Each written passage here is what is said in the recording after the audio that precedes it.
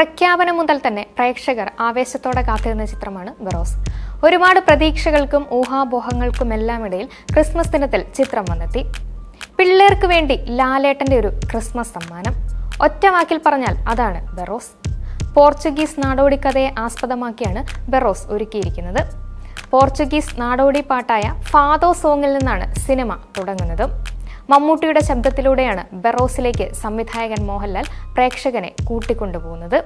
നിധി കാക്കുന്ന ഭൂതത്തിന്റെ കഥയൊക്കെ നമ്മൾ ധാരാളം കേട്ടിട്ടുണ്ടാകുമല്ലേ?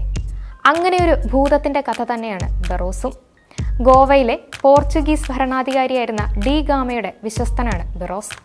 ബറോസും ഡി ഗാമയുടെ മകൾ ഇസബെല്ലയും തമ്മിൽ വലിയ സൗഹൃദത്തിലാണ്. എന്നാൽ ഒരു പ്രത്യേക സാഹചര്യത്തിൽ ബറോസിനെ ചതിച്ച് നിധിയുടെ കാവൽ ഭൂതമാക്കി മാറ്റിയ ശേഷം നാടുവിടുകയാണ് ഡി ഗാമ. യജമാനനോടുള്ള സ്നേഹത്തിൻ്റെയും വിശ്വാസത്തിൻ്റെയും പേരിൽ ബറോസിന് നഷ്ടമാകുന്നതാകട്ടെ തൻ്റെ 389 വർഷങ്ങളും. 13 തലമുറയ്ക്കിപ്പുറം നിധിയുടെ അനന്തരാവകാശിയെ കാത്ത് ഒരു നിലവറയിൽ കഴിയുകയാണ് ബറോസ്.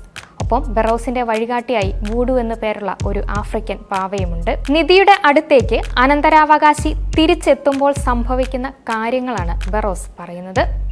മൈ ഡിയർ കുട്ടിച്ചാത്തന്റെ സംവിധായകൻ ജിജോ പുന്നൂസിന്റെ കഥയെ ആസ്പദമാക്കിയാണ് മോഹൻലാൽ ബറോസ് സംവിധാനം ചെയ്തിരിക്കുന്നത്. നടനായും സംവിധായകനായും മാത്രമല്ല ഗായകനായും മോഹൻലാൽ ബറോസിലെത്തുന്നുണ്ട്. 100% കുട്ടികളെ മുൻനിർത്തി തന്നെ ഒരുക്കിയിരിക്കുന്ന ചിത്രമാണ് ബറോസ്. അതുകൊണ്ട് തന്നെ തുടക്കം മുതൽ അവസാനം വരെ വളരെ സോഫ്റ്റ് മൂഡിലാണ് സിനിമ സഞ്ചരിക്കുന്നത്.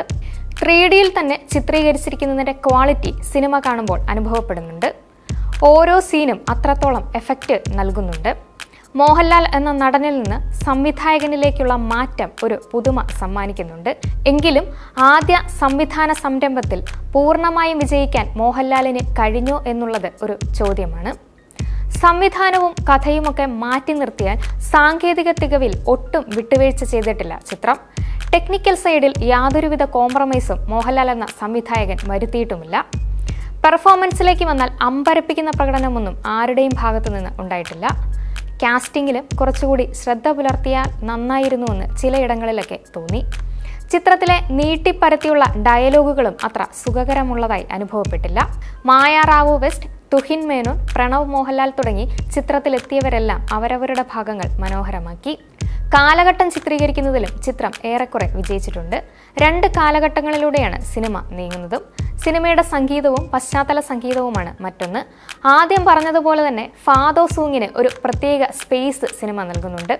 പോർച്ചുഗീസ് നാടോടി കൾച്ചർ പരിചയമില്ലാത്ത ആളുകളെ സംബന്ധിച്ച് അതൊരു പുതിയ അനുഭവമാണ്. ലിഡിയൻ നാദസ്വരമാണ് ചിത്രത്തിന് സംഗീതമൊരുക്കിയിരിക്കുന്നത്. ചിത്രത്തിലെ 2 ഗാനങ്ങൾ ആലപിച്ചിരിക്കുന്നതും മോഹൻലാലാണ്. സന്തോഷ് ശിവന്റെ ഛായാഗ്രഹണവും മികവുറ്റതായിരുന്നു. മോഹൻലാലിനെ ഏറ്റവും ഭംഗിയായി തന്നെ തൻ്റെ ക്യാമറ കണ്ണുകളിൽ സന്തോഷ് പകർത്തിയിട്ടുമുണ്ട്. ചിത്രത്തിൻ്റെ VFXും മോശമല്ലാത്ത രീതിയിൽ വർക്കൗട്ടായിട്ടുണ്ട്. ഇനി ആക്ഷൻ രംഗങ്ങളിലേക്ക് വന്നാൽ അവിടെയും കുട്ടികൾക്ക് വേണ്ടിയാണെന്നുള്ള ഉത്തമബോധം സംവിധായകനിൽ ഉണർന്ന് പ്രവർത്തിച്ചിട്ടുണ്ട്. മാസ് ആക്ഷൻ രംഗങ്ങളോ അടിപിടിയോ ഒന്നും ചിത്രത്തിലില്ല. ആശീർവാദ് സിനിമാസിന്റെ ബാനറിൽ ആന്റണി പെരുമ്പാവൂറാണ് ബറോസ് നിർമ്മിച്ചിരിക്കുന്നത്. കുട്ടിത്തം ഒട്ടും വിട്ടുമാറാത്ത നടനാണ് മോഹൻലാൽ എന്ന് സിനിമാ ലോകത്തുള്ളവർ തന്നെ പലപ്പോഴും പറഞ്ഞിട്ടുണ്ട്. അതുകൊണ്ട് തന്നെ കുട്ടിത്തം ഒരിടത്തും ചോർന്നു പോകാതെ മോഹൻലാൽ ഒരുക്കിയിരിക്കുന്ന ഒരു ചിത്രമാണ് ബറോസ്. ഒരു മുത്തശ്ശിക്കഥ ആസ്വദിക്കുന്ന പോലെ ഈ ക്രിസ്മസ് കാലത്ത് തീർച്ചയായും കുട്ടികൾക്കൊപ്പം കണ്ടിരിക്കാവുന്ന ചിത്രമാണ് ബറോസ്.